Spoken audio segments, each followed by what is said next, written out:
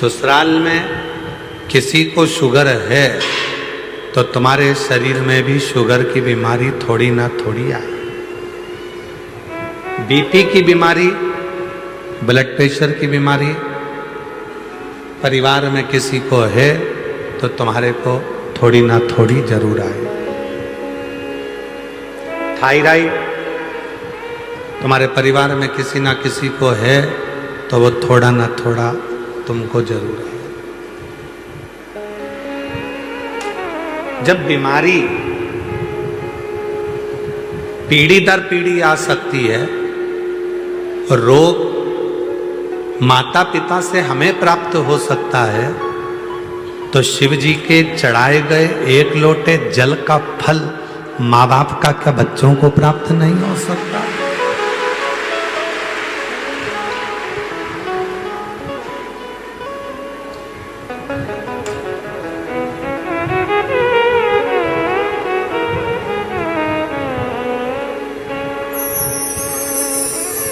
एक माँ ने एक लोटा जल शिव जी को चढ़ाया, उसका फल माता, पत्नी, स्त्री, बेटी, एक नारी जब शिव जी को जल चढ़ाती है तो उसका फल ससुराल की भी 71 पीढ़ी को प्राप्त होता है और मायके की भी 71 पीढ़ी को प्राप्त होता है। एक लोटा जल सारी समस्या का,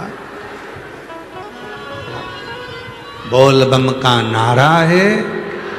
एक लोटा जल जब घर की स्त्री, घर की नारी चढ़ाती है, उसका फल उसके बच्चों को मिलता है, उसकी पीढ़ी दर पीढ़ी प्राप्त होता है, प्राप्त हो उसकी पीढ़ी दर।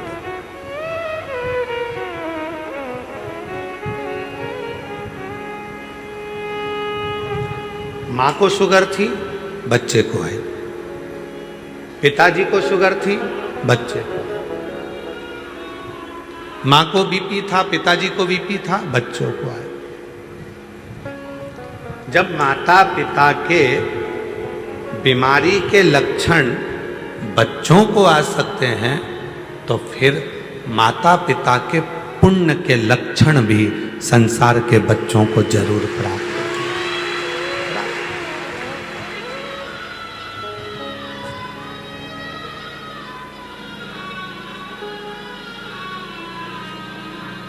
सोशल मीडिया पर आकर आप किसी को माँ और बहन की गाली दो, ये अच्छे कुल के या अच्छे घर के संस्कार नहीं हो सकते। ये अच्छे कुल के या अच्छे घर के संस्कार नहीं हो सकते। पर सोशल मीडिया पर आकर आप एक लोटा जल शंकर जी को चढ़ाकर और उसकी रील बनाकर जनमानस को दे रहे हो, आप अपने घर के संस्कार प्रेषित कर रहे हो कि मेरे घर के ये संस्कार है, ये मेरे घर के संस्कार, ये मेरे घर के लोगों ने सिखाया मुझे मंदिर तक जाना, एक लोटा जल चढ़ाना और शिव जी की पूजन करा, आराधना करो, साधना करो। यहाँ बैठी हो और बिना मोबाइल के, बिना चैट देखे बैठी हो, इससे बड़ा तप साधना क्या हो सकता?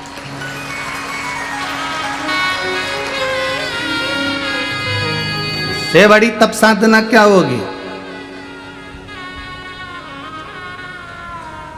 लोग हमको लिख के भेजते हैं, गुरुजी आप अपनी कथा में कभी किसी को व्रत करने का नहीं बोलते, व्रत करने का बोला करो। आप अपनी कथा में साधना करने का नहीं बोलते, साधना करने का बोला करो। आप आपकी कथा में तप करने का नहीं बोलते, तप करने का बोला करो। हम उनसे कहते हैं इससे बढ़कर तप और क्या होगा? हम तो कहते हैं कि व्रत से भी बड़ा व्रत है अगर तुम कथा में 3 घंटे मोबाइल बंद करके बैठे हो, इससे बड़ा व्रत दुनिया में कोई नहीं हो सकता। नहीं तो कई तो कथा में भी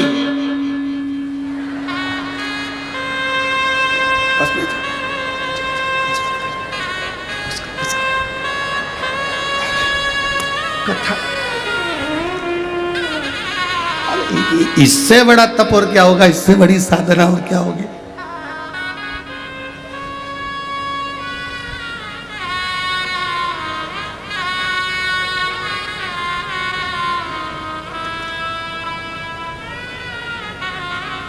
तुम्हारा व्रत ही है जो आपका दिल, आपका हृदय, आपका चित्त, आपकी वृत्ति, आपका मन, आपका हृदय शिव तक जा रहा है, भगवान शंकर की शरणागति तक पहुंच रहा है।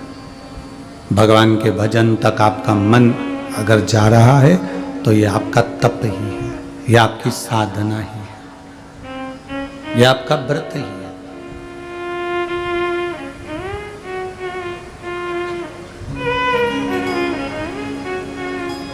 एक बानर जिसका नाम है दुविध बानर, हनुमान जी के मन में यह बात खल गई कि वो दुविध बानर को राम जी लंका से अवध नहीं ले जा रहे हैं, उसका कारण क्या?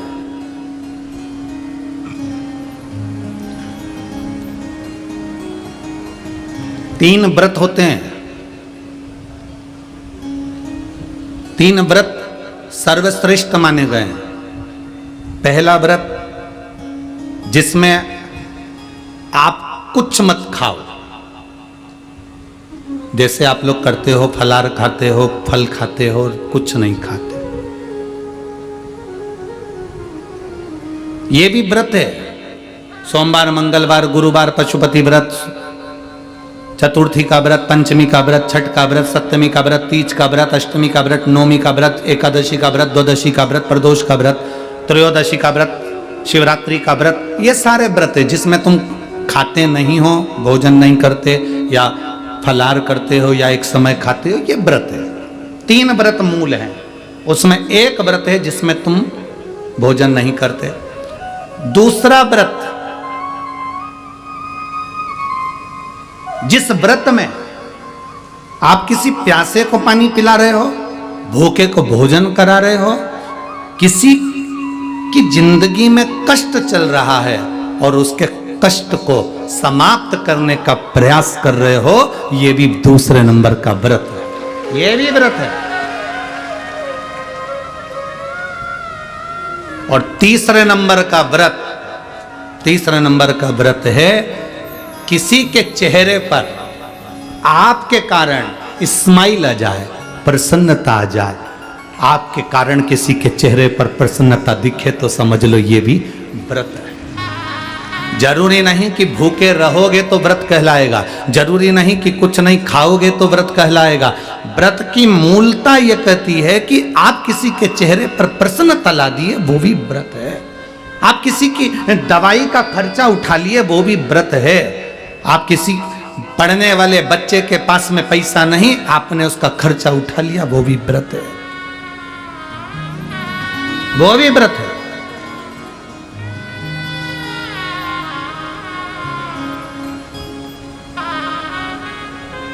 आप लोग जो विठले सेवा समिति को जो दान देते हो ना, कभी एक बार मौका लगे आपका तो सीहोर आकर, एक रजिस्टर हमारे सीहोर में रखा रहता है कार्यालय पर, उसको देखना।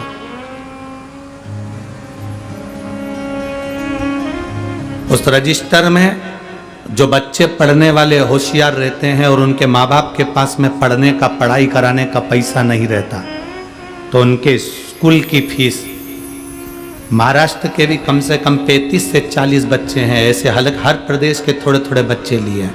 महाराष्ट्र के भी 35 से 40 बच्चे हैं जिनकी फीस विठले सेवा समिति आप जो दान करते हो उससे जमा करती है। जो बच्चे पढ़ने में होशियार हैं, पैसा नहीं उनके पास में,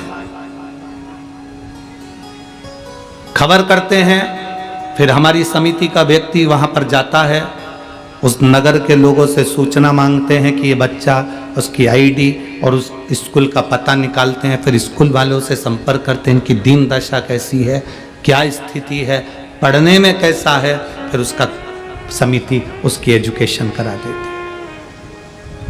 आप केवल दान ये सोचकर नहीं करते कि हमने मंदिर का दान किया, गौशाला का दान किया, हमने इसका नहीं, आपके दान का एक अंश कोई अगर पढ़ रहा है, कोई विद्या अध्ययन कर रहा है, उसमें भी लग रहा है।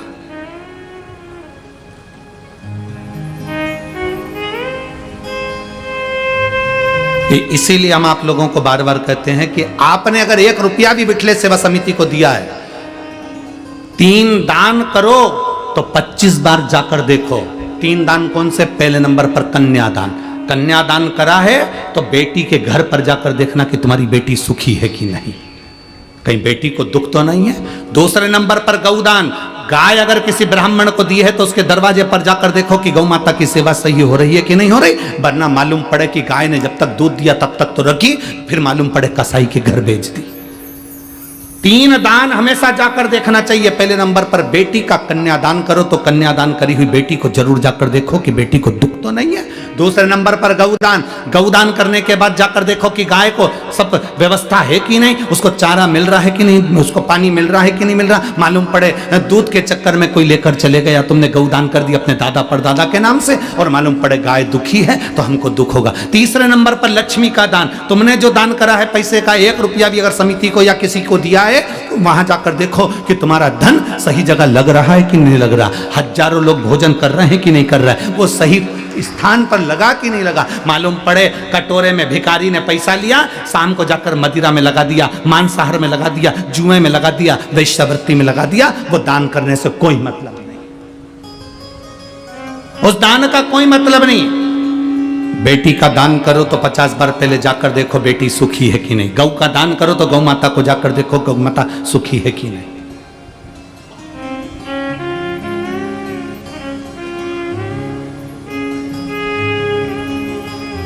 करो।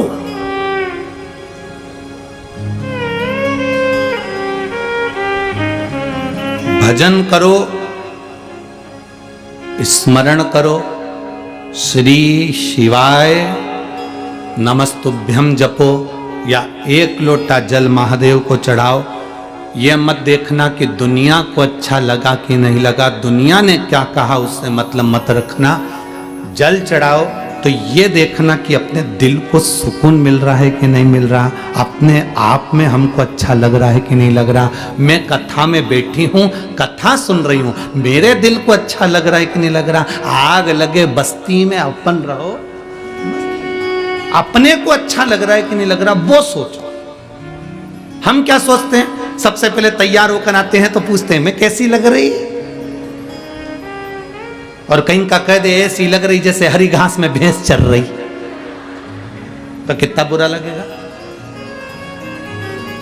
हमें नहीं पूछना कि हम कैसे लग रहे हैं, अपने को अच्छा लग रहा है ना, मैंने जो वस्त्र पहना मुझे अच्छा लग रहा है ना, मैंने जो धारण करा मुझे अच्छा लग रहा है ना। दुनिया की आदत होती है, जीन्स पहनोगे कोई नहीं टोकेगा, फटी हुई जीन्स पहनोगे, अरे बोलते जाओ जम के, कोई नहीं ठोकेगा, क्योंकि उनको मालूम है फैशन है। टी शर्ट पहनोगे कोई नहीं टोकेगा, वो क्या बोलते हैं इतना कट वाला आधा बरमुंडा चड्डा पहनोगे कोई नहीं टोकेगा।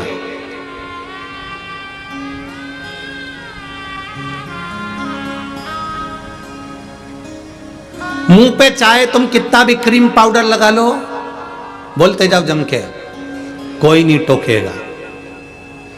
शॉपिंग मॉल में कितना घूम लो कोई नहीं टोकेगा, पर एक दिन अगर तुमने धोती और कुर्ता और सिर पे चंदन गले में रुद्राक्ष पहन लिया तो टोकेंगे, टोके। एक दिन तुमने अगर धोती कुर्ता पहना, सिर पे चंदन लगाया, गले में रुद्राक्ष की माला, तुलसी की माला, कंठी पहनी, तो लोग टोकना चालू कर देंगे, भगत जी, बाबा जी, महाराज जी। फिर लोग कहेंगे ये तो देखा देखी कर रहा, ये तो ढोंग कर रहा है, ये तो प्रपंच कर रहा है। जीन्स पहने तो किसी ने नहीं कहा कि तुम ढोंग कर रहे हो, टी शर्ट पहने तो किसी ने नहीं कहा कि तुम प्रपंच कर रहे हो, बाल कटवा लिए तो कोई ने नहीं कहा कि तुमने क्या करा, पर तुमने जिस दिन धोती कुर्ता पहना, जिस दिन तुमने मस्तक पर तिलक लगाया, जिस दिन तुमने चोटी बढ़ाई, जिस दिन तुमने यज्ञोपवीत धारण करा, जिस दिन तुमने गले में रुद्राक्ष पहनना चालू करा, जिस दिन तुमने गले में तुलसी की माला पहनना चालू करी, उस दिन दुनिया के लोग टोकना चालू कर देंगे, ये बाबा जी बन जाएगा, ये तो पंडित जी बन गया, ये तो विद्वान बन गया, ये तो अपने आप को ऐसा बन गया, ये तो ढोंग कर रहा है, ये तो प्रपंच कर रहा है, ये तो ऐसा कलर भगवा कलर का कपड़ा धारण कर लिया। बस क्योंकि दुनिया के लोगों की आदत है सनातन धर्म पर उंगली उठाने की, दुनिया की आदत। आप बेकार जगह जाओगे कोई नहीं टोकेगा, आप मदिरा की दुकान पर जाओगे कोई नहीं टोकेगा, आप गलत जगह पर बैठोगे कोई नहीं टोकेगा, अच्छी जगह पर बैठोगे टोकेंगे। सुंदरकांड में जाकर बैठ जाओ टोकेंगे। सुंदरकांड में बैठने में भी शर्म आती है, मालूम लोग क्या कहेंगे, वहां पर भी शर्म। भजन में बैठोगे तो लोग क्या कहेंगे। आधे से ज्यादा लोग तो शिव महापुराण में इसलिए नहीं पहुंचते, लोग क्या कहेंगे। ये भी बैठी थी कथा में, ये भी।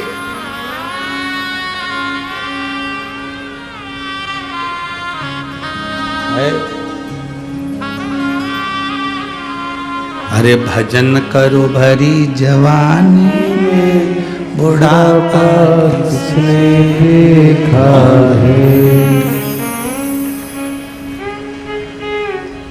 उसका स्मरण आपकी चित्त वृत्ति में रहना चाहिए, उसका स्मरण आपके मन में रहना चाहिए।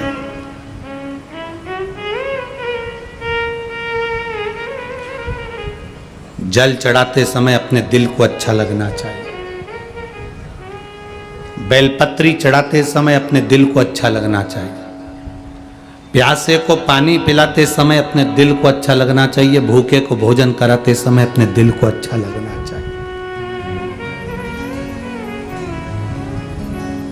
कथा सुनते समय अपने दिल को अच्छा लगना चाहिए। दुनिया कुछ भी कहे, लोग कहेंगे कहाँ जा रही हो, इतनी दूर, गर्मी, मेरे मन को अच्छा लगता है। मैं तो चली वृंदावन राणा, मेरे तो भाग जगे, तेरे महलों में आग लगे। मुझे क्या करना तेरे महलों से, मुझे तेरे महलों से मतलब क्या।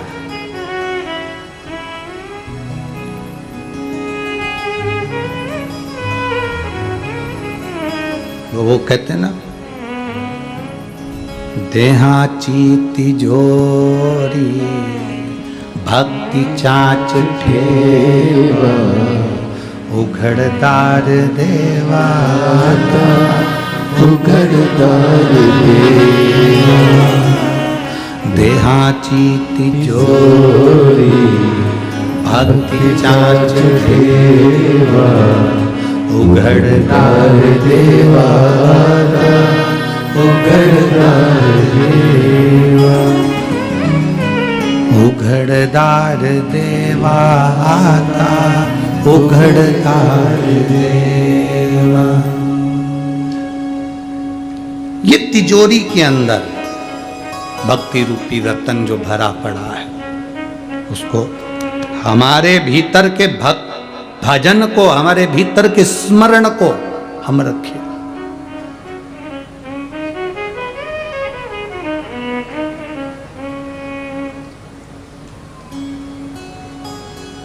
शादी में भोजन करने से पेट अच्छा भराता है कि घर में भोजन करने से पेट अच्छा भराता है? बोलो बोलो, जम के बोलो जरा। घर में। तो शादी में तो रसगुल्ला भी बना है, इमरती भी बनी है, पकोड़ा भी बना है, दही बड़ा भी बना है, इमरती भी बनी है, सब कुछ बना है, पर पेट नहीं भरा है। 10 दिन तुम शादी का भोजन कर लो, 11वें दिन तुमको घर की रोटी की याद आएगी, भले बिना घी की, भले बिना घी की।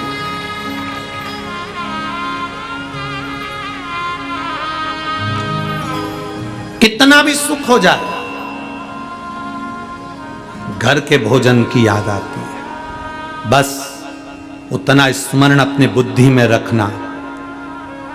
घर के भोजन की जैसे याद आती है घर की रोटी की याद, क्यों? क्योंकि ये शादी के भोजन से पेट नहीं भराने वाला। शादी के भोजन से केवल पेट भरा सकता है, पर आत्मा नहीं भराएगी, मन नहीं भराएगा। घर का जो भोजन होता है वो तुम्हारी मेहनत का होता है, तुम्हारे परिश्रम का होता है। उसका एक रोटी तुम्हारे को मन और पेट दोनों भर देती है। एक रोटी मन और पेट दोनों भर देती है, क्योंकि वो घर का भोजन है। एक गांव के व्यक्ति ने एक पोस्ट मास्टर से कहा, मास्टर साहब, मेरे बेटा बहुत दूर रहता है, मुझे पैसे की ज़रूरत पड़ती है, मैं पत्र लिख दूं, आप मेरे बेटे को पहुंचा देना। मास्टर साहब ने कहा लिख दो। बेटे को पत्र लिखा, उस पत्र में गांव के व्यक्ति ने लिख दिया, बेटा मुझे हर महीना 10 रुपया भेज दिया कर, मेरा गुजारे के पैसे नहीं है। अब 10 रुपए भेज दिया कर। मास्टर साहब को पत्र दिया कि इसको मेरे बेटे तक पहुंचा देना। मास्टर साहब ने सोचा, पोस्ट मास्टर ने सोचा 10 रुपए लिखे हैं, इसमें एक जीरो बढ़ा देता हूं, और पोस्ट मास्टर ने उसमें एक जीरो बढ़ा दी। अब कितने रुपए हो गए? 100 रुपए। पोस्ट मास्टर क्या करता? बेटा 100 रुपए भेजता, 90 रुपए पोस्ट मास्टर रख लेता, 10 रुपए उस बुजुर्ग व्यक्ति को दे देता। 90 रुपए प्राप्त होने लगे। धीरे धीरे समय निकला। 1 साल बाद पोस्ट मास्टर ने कहा, अब 10 रुपए में क्या होता है काका जी, 20 रुपए तो लिखो। काका जी ने कहा, बिल्कुल सही कह रहे हो, 10 रुपए में मेरा गुजारा नहीं होता। 20 रुपए लिख दिए। पोस्ट मास्टर ने क्या करा? जम के बोलो, एक जीरो बढ़ा दी। कितना हो गया? 200 रुपए। बेटा 200 रुपए भेजता, 180 रुपए पोस्ट मास्टर निकालता, 20 रुपए गांव के व्यक्ति को। पैसे का ढेर लगने लगा। पुरानी बात थी, उस समय पर 10 रुपए और 20 रुपए बहुत बड़ी कीमत होती थी, बहुत बड़ी कीमत होती थी। पैसा बढ़ता गया, बढ़ता गया, बढ़ता गया। वो व्यक्ति को 20 रुपए मिलते थे और पोस्ट मास्टर को, जम के बोलो, 180। उस समय पर 180 मतलब ये जानकर चलना, आज के समय का 1,00,000 सवा लाख रुपया, उस समय का ये स्थिति थी। पैसा बढ़ता गया।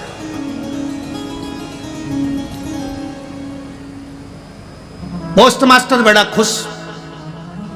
गाड़ी आ गई, बंगला बन गया, नाम हो गया, शोहरत हो गई, इज्जत हो गई, धन हो गया। जैसे जैसे धन बढ़ता है, व्यक्ति की सोच बढ़ जाती है कि मैं पद प्रतिष्ठा वाला हो गया। पर उसको सोचना चाहिए कि जो मेरे पास में 180 रुपए आए हैं वो मेरे नहीं हैं, वो किसी और के हैं। मैं तो बस इसका भोग कर रहा हूं।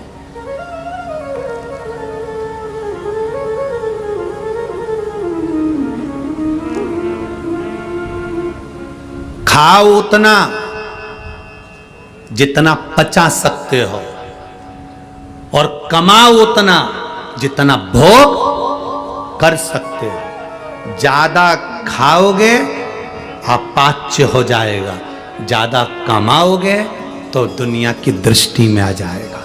खाओ उतना जितना पचा सकते हो, कमाओ उतना जितना भोग कर सकते हो। मास्टर साहब बढ़ते गए, बढ़ते गए, बढ़ते गए, बढ़ते गए। गाड़ी भी बड़ी, बंगला भी बड़ा, सुख भी बड़ा। पर समय ऐसा आ गया कि घर में जो सदस्य रहते थे, धीरे धीरे सब बीमार पड़ने लगे, रोग ग्रसित हो गए। रोग ग्रसित।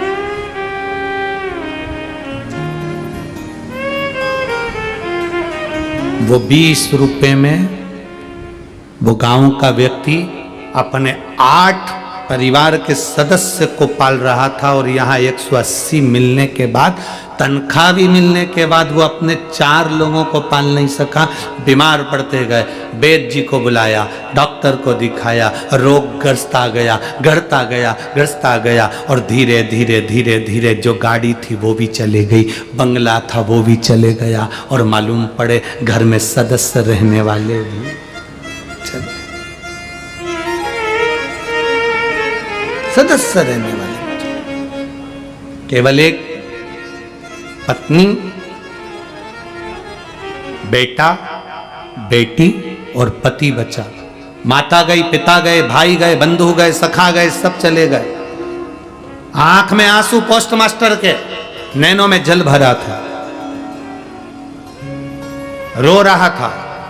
वो गांव का बुजुर्ग व्यक्ति उससे मिलने के लिए आया, और मिलने के लिए आया तो कहा, पोस्ट मास्टर साहब आपको क्या हो गया, आपके परिवार को क्या हो गया, देखो कितना कष्ट है, पर बाबा की कृपा से आप जो मुझे 20 रुपए देते हो ना पोस्ट मास्टर साहब, आपका भगवान बहुत भला करे। मेरा बेटा जो पैसा भेजता है ना, वो 20 रुपए से मेरा घर बड़ा फल फूल रहा है। पर आपके ऊपर ऐसा क्या पहाड़ टूट गया जो पूरा घर बिखर गया, गाड़ी बंगला सब चले गया, धन दौलत सब चले गया, संपदा वैभव सब चले गया, और मैं 20 रुपए में भी सुखी हूं।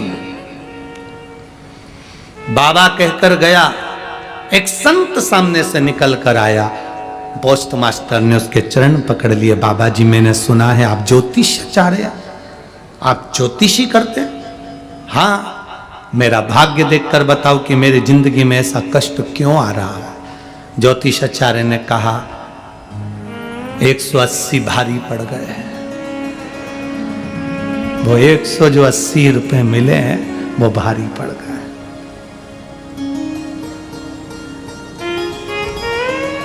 मत दे तू इसको 180, पर उसके बेटे के पास खबर पहुंचा दे कि तेरे 180 रुपए मैंने भोग करे, 20 रुपए तेरे पिता को दिए। अगर वो बेटा तुझे माफ कर देगा तो समझ ले कि तू वापिस स्वस्थ हो जाएगा, वापिस स्वस्थ। हम फिर कहेंगे मत बुरे कर्म कर बंदे वरना पछताएगा, भगवान की आंखों से तू बच नहीं पाएगा, तू बच नहीं पाएगा। अरे ओ अज्ञानी मत करना नादानी, अरे ओ अज्ञानी मत करना नादानी। तेरे कर्म का फल भी तू ही पाएगा, जैसा किया तूने तेरे आगे आएगा।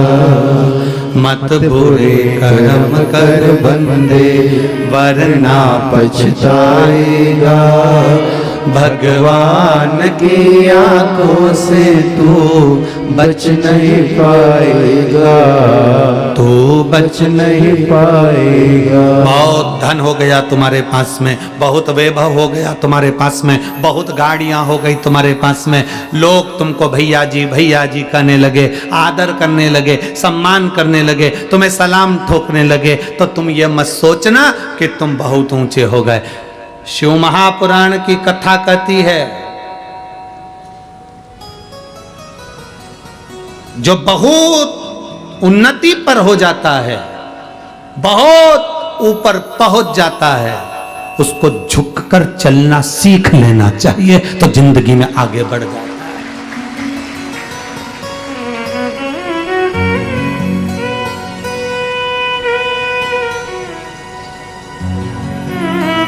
झुककर चलना सीखना चाहिए, बहुत आगे बढ़ोगे, बहुत आगे।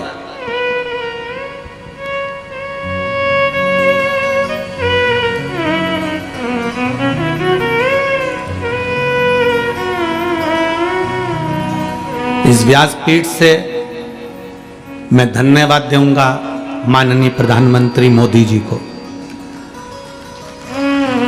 साधुता है उनको।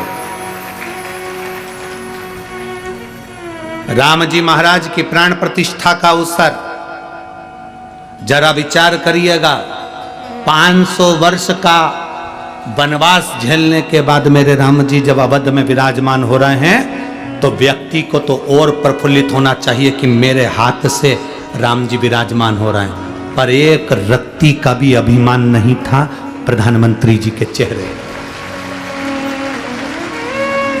उनके सामने की प्रथम पंक्ति में हम बैठे हुए थे, वहीं सामने हम देख रहे थे।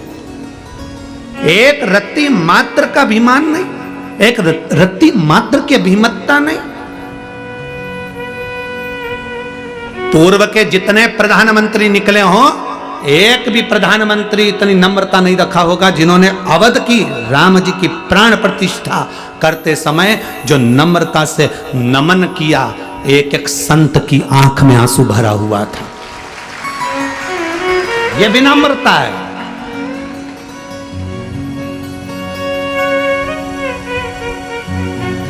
और बहुत जरूरी है, अगर आप व्यक्ति, अगर कोई सेलिब्रिटी है ना, व्यक्ति बहुत आगे बढ़ा हुआ है ना, व्यक्ति को लोग बहुत मानते हैं ना, तो उसमें नम्रता होना जरूरी है। अगर किसी सेलिब्रिटी में, किसी मानने वाले व्यक्ति को जिसमें बहुत गौरव है, बहुत प्रतिष्ठा है, बहुत वैभव है, उसमें अगर नम्रता नहीं है तो वो शून्य के बराबर है, जीरो के बराबर है।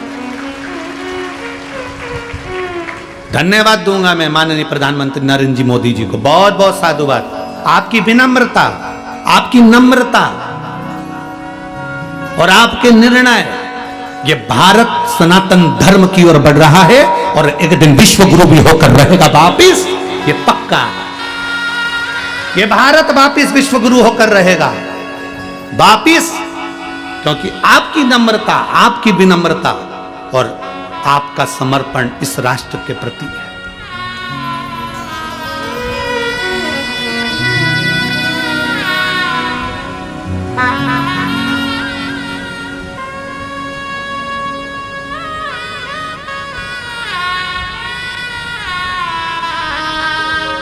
एक व्यक्ति ने मैसेज लिखा, आश्रम पर भेजा कि गुरुजी से पूछना है कि मोदी जी वहाँ से काशी के मंदिर का विस्तार करे और वहाँ पर लोकार्पण कर माल बहुत विशाल काशी का मंदिर बनाया, उसके बाद उज्जैन का, फिर पावागढ़ का, फिर केदार का, उसके बाद पहुंच गए राम जी के मंदिर में। तो शंकर जी से शुरुआत क्यों करी? हम कहना चाहेंगे शिव जी से शुरुआत इसलिए करी क्योंकि शंकर भगवान के हाथ में डमरू भी वो बजाते हैं और तांडव भी वो रचाते हैं।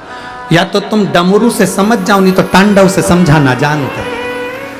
दो चीजें निश्चित है। आपका प्रबल विश्वास, आपकी दृढ़ता होना चाहिए, भरोसा होना चाहिए। आप जितने बड़े बड़े बनते जाओ, जितने बड़े सेलिब्रिटी बनते जाओ, जितने उन्नति पर चढ़ते जाओ, जितनी जितनी तरक्की करते जाओ, उतनी उतनी नम्रता तुम्हारे भीतर होना चाहिए। अगर तुम में नम्रता नहीं है तो वो किसी काम के नहीं, शून्य है वो, शून्य।